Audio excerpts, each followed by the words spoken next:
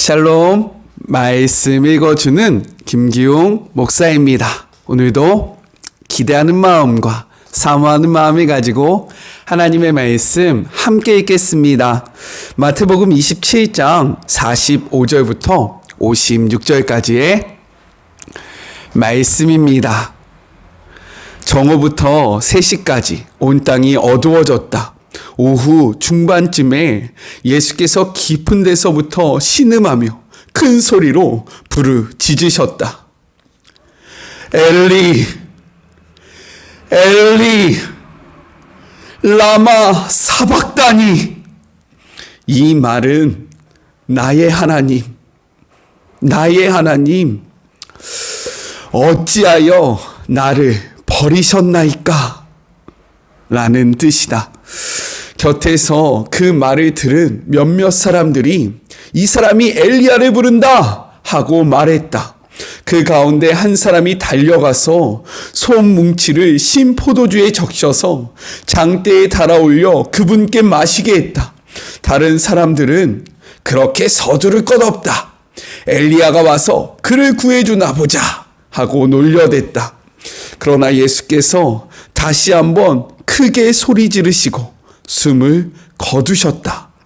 그 순간 성전의 휘장이 위에서부터 아래까지 둘로 찢어졌다. 지진이 일어나서 바위들이 갈라져 산산조각났다. 그뿐 아니라 무덤들이 열리면서 무덤 속에 자고 있던 많은 믿는 이들의 몸이 살아났다.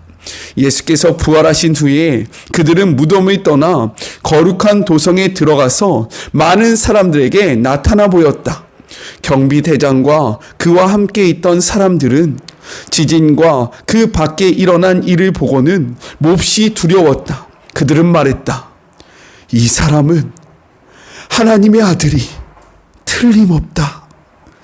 또한 많은 여자들이 멀리서 지켜보고 있었는데 그들은 예수를 섬기려고 갈릴리에서부터 그분을 따라온 사람들이었다.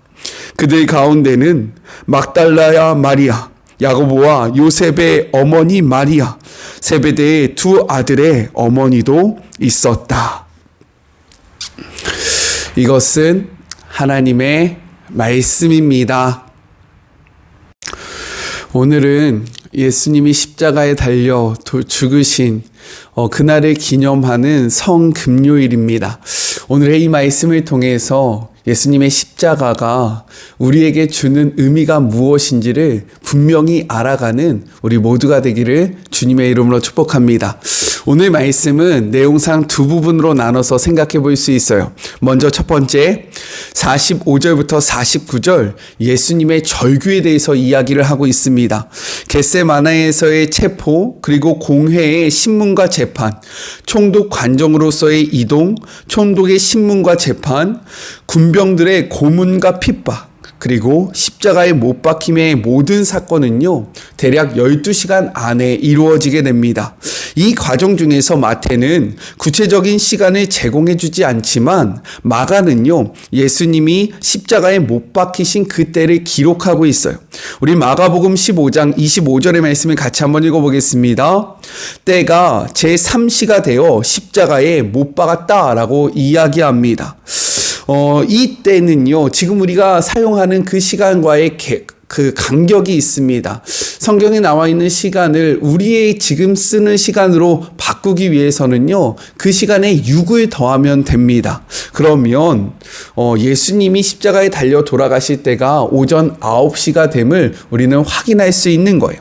그리고 3시간 동안 성경의 기록을 보면 예수님은 십자가 위에서 많은 사람들에게 조롱을 당하시게 되는 겁니다. 그리고 이 3시간이 지난 후의 광경을 오늘 말씀은 이렇게 이야기하고 있어요.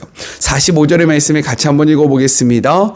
제6시로부터 온 땅에 어둠이 임하여 제9시까지 계속되었다라고 이야기합니다.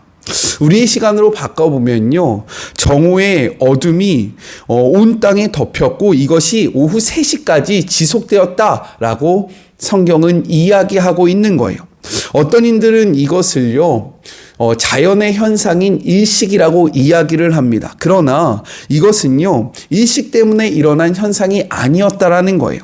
6월절은요, 항상 보름달이 뜰 때 시작되는 절기였는데, 보름달이 뜰 때에는요, 일식이 일어나지 않기 때문인 겁니다. 그렇기 때문에 해가 가장 밝은 12시부터 3시까지 어둠이 임했다라는 것은요, 하나님께서 하셨던 일로서 예수님께서 하나님의 뜻을 따라 인류를 구원하기 위해 십자가에 달려 돌아가셨을 그때에 이 광경을 바라보시는 하나님 아버지의 마음이 너무나도 아프시고 힘드셨다라는 것을 분명하게 나타내는 그러한 표현이라는 것을 우리는 확인할 수 있는 겁니다. 이렇게 어둠이 계속되던 제9시가 되었을 때에 예수님께서 크게 소리를 지르세요. 46절의 말씀입니다. 제9시쯤에 예수께서 크게 소리질러 이르시되 엘리 엘리 라마 사박다니 하시니 이는 곧 나의 하나님 나의 하나님 어찌하여 나를 버리셨나이까 하는 뜻이라 라고 이야기를 합니다. 이것에 대한 많은 그러한 해석들이 있습니다. 예수님이 왜 이렇게 말씀하셨는가에 대해서요, 많은 석교학자들이 여러 가지 근거를 통해서 이야기를 합니다. 그 중에 저는요, 이러한 해석이 가장 옳은 것이 아닐까라는 생각을 해봐요. 예수님의 이러한 외침은요, 시편 22편 1절을 인용한 말씀이었다라는 겁니다. 시편 22편 1절의 말씀을 같이 한번 읽어볼게요. 내 하나님이여 내 하나님이여 어찌 나를 버리셨나이까 어찌 나를 멀리하여 돕지 아니하시며 내 신음소리를 듣지 아니하시나이까 라고 이야기를 합니다. 시편 22편은 다윗의 시인데 다윗은요, 하나님의 도움이 가장 절실하게 필요할 때에 침묵하시는 하나님의 숨으심에 대해서 탄식하고 있다라는 거예요. 예수님의 부르짖음도 동일하다라는 거죠. 예수님의 부르짖음은요, 십자가의 그 참을 수 없는 고통이 원인이기도 했지만 그보다는요, 인류의 죄로 말미암아 죽어야 하는 상황 속에서 겪어야 했던 그것이 무엇이냐면 죽음으로 인한 하나님과의 단절이 가장 큰 이유였다라는 사실입니다. 죄인에게 죽음은 하나님과의 단절을 뜻합니다. 마찬가지로 죄인을 구원하는 예수님의 죽음 역시 하나님과의 단절을 의미하고 있기 때문인 거예요. 우리는 이러한 예수님의 절규를 기억해야 한다라는 거죠. 예수님은요, 하나님과의 단절을 고통스러워하시고 가장 괴로워하셨다라는 거예요. 우리의 삶도 그랬으면 좋겠습니다.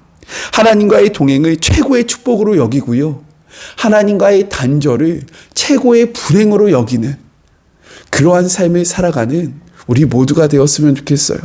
우리의 만족이 무엇으로부터 옵니까? 우리의 불행이 무엇으로 말미암아 찾아와요? 그것의 기준이 다름이 아닌 하나님과의 동행의 여부이기를 간절히 소망해요. 임마누엘이 그래서 가장 큰 축복이고 하나님과의 단절이 가장 큰 저주가 되는 것입니다. 이러한 삶을 살아가는 우리 모두가 됩시다. 아셨죠? 둘째, 50절부터 56절 십자가의 죽음의 결과에 대해서 이야기를 하고 있다라는 거예요. 예수님이 십자가 위에서 숨을 거두시자 초자연적인 현상이 나타납니다. 이는요, 예수님의 대속적인 죽음이 이 세상에 어떻게 영향을 미치는지를 분명하게 보여주고 있다라는 거예요. 먼저는 휘장의 찢어짐에 대해서 이야기를 합니다. 51절 전반부의 말씀을 같이 한번 읽어볼게요. 이에 성소 휘장이 위로부터 아래까지 찢어져 둘이 되었다라고 이야기를 합니다. 성전의 휘장은요, 총 2장이었어요. 그런데 지금 이 예수님의 죽으심으로 인해서 찢어진 휘장은요, 대제사장이 1년에 단 한 번만 들어갈 수 있는 지성소와 제사장들이 매일 출입하는 성소 사이에 있는 휘장을 뜻하고 있다는 겁니다. 휘장은요, 길이가 18m였고요. 폭이 9m에 달하는 아주 큰 그러한 천이었습니다. 이처럼 큰 휘장이 매달려 있는 채로 위에서부터 아래로 찢어져요. 분명히 이것은요, 하나님이 하신 일이라는 것을 드러내는 것입니다. 왜냐하면 만일 사람이 이 휘장을 찢으려면 아래서부터 찢어야 했기 때문입니다. 18m로 올라가야 되는데 이것이 가능합니까? 이것은 사람이 한 것이 아니라 하나님이 하신 거라는 것을 분명하게 나타내 주고 있다라는 거예요. 이러한 휘장이 찢어짐은요, 무엇을 나타내느냐? 하나님과 인간 사이에 있는 그 간격이 사라지게 되었다. 그 막혔던 것이 없어지게 되었다라는 것을 의미합니다. 하나님과 인간을 막는 휘장이 찢어짐으로 우리가 더 이상 하나님 앞에 나아가는 것이 제약이 있는 것이 아니라 우리는 이제 하나님 앞에 다이렉트로 나아갈 수 있다라고 이야기를 하고 있는 거예요. 더는 제사 제도와 그리고 성전 예식을 통해서 하나님 앞에 나아가야 하는 것이 아니라 새 성전 되신 예수님을 통해서 우리는 직접 하나님 앞에 나아갈 수 있게 되었음을 분명하게 보여주고 있다는 겁니다. 그러니 우리 하나님 앞에 나아가는 것을요, 주저하지 않기를 주님의 이름으로 축복해요. 휘장이 찢어짐으로 예수님으로 말미암아 예수님을 통해서 우리는 언제든지 하나님을 만날 수 있고요, 언제든지 그분 앞에 나아갈 수 있다는 것을 분명하게 말씀하고 있다는 겁니다. 둘째는요, 무덤의 열림에 대해서 이야기를 하고 있습니다. 51절 후반부의 말씀부터 볼까요? 땅이 진동하며 바위가 터지고 무덤들이 열리며 자던 성도들의 몸이 많이 일어났다라고 이야기하고 있습니다.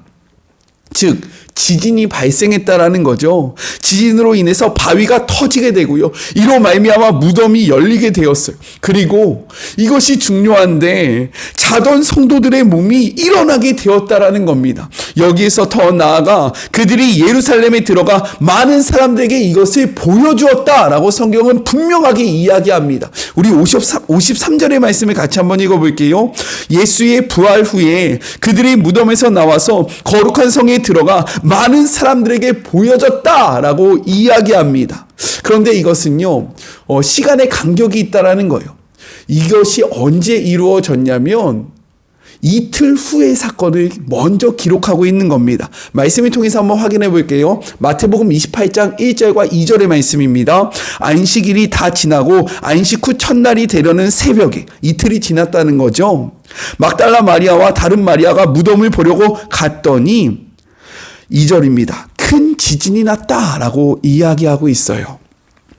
예수님이 부활하신 직후 그들도 부활을 했다라고 이야기합니다. 왜냐하면 성경은요, 예수님이 부활의 첫 열매가 되었다라고 분명하게 기록하고 있기 때문인 거예요. 고린도전서 15장 20절의 말씀입니다. 그러나 이제 그리스도께서 죽은 자 가운데서 다시 살아나사 잠자는 자들의 첫 열매가 되었다. 그렇기 때문에 이것은요, 이틀 후의 사건을 먼저 기록하고 있는 것으로 생각할 수 있는 겁니다.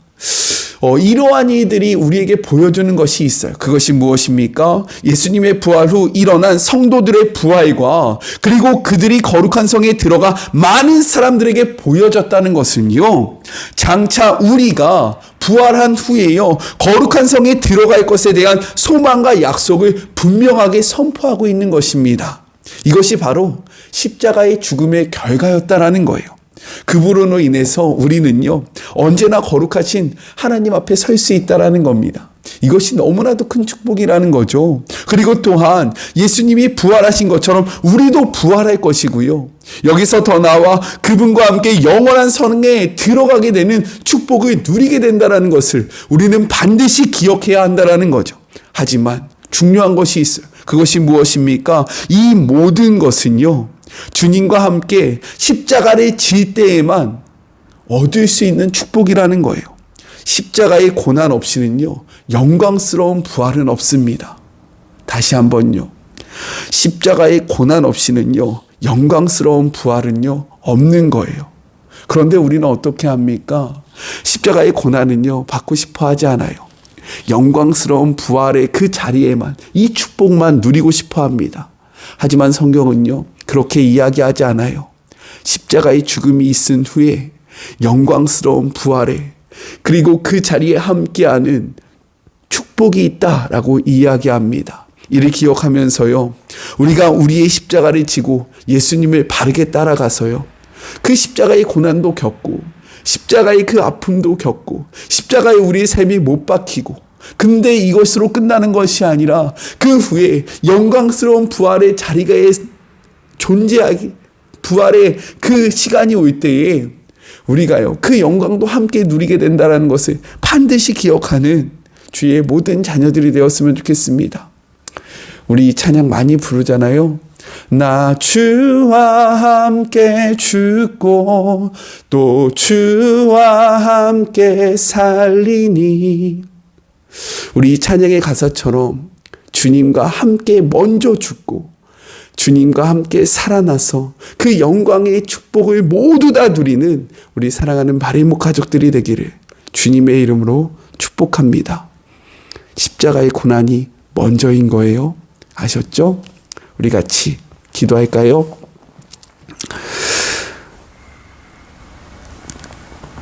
주님,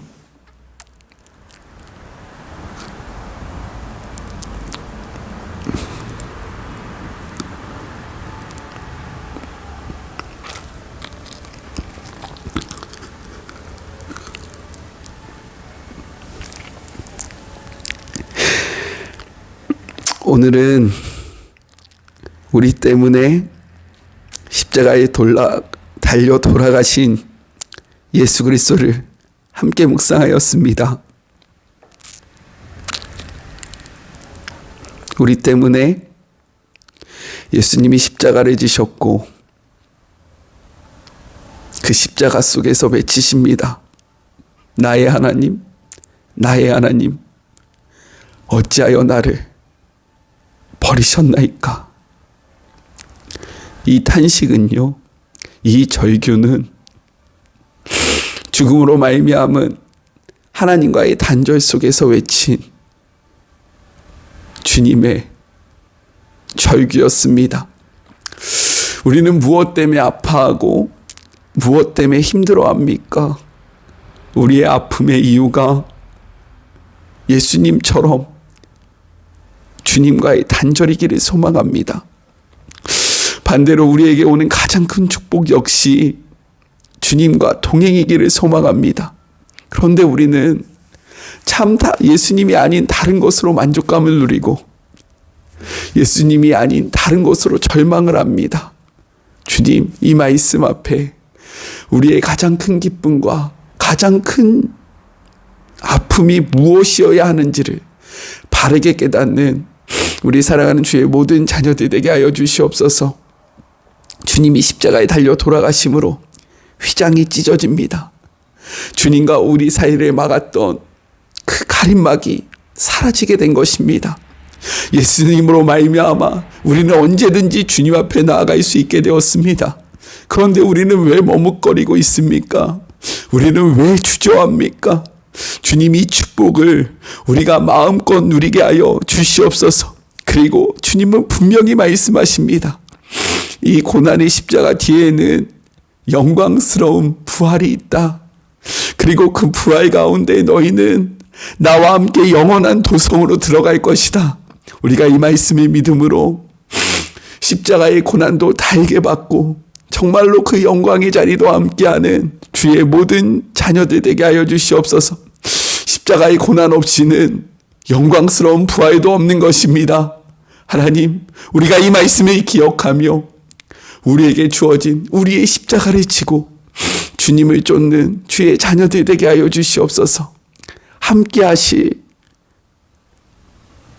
주님을 바라보며 우리를 위하여 십자가를 지심에 감사하며 거룩하신 예수님의 이름으로 간절히 기도드립니다.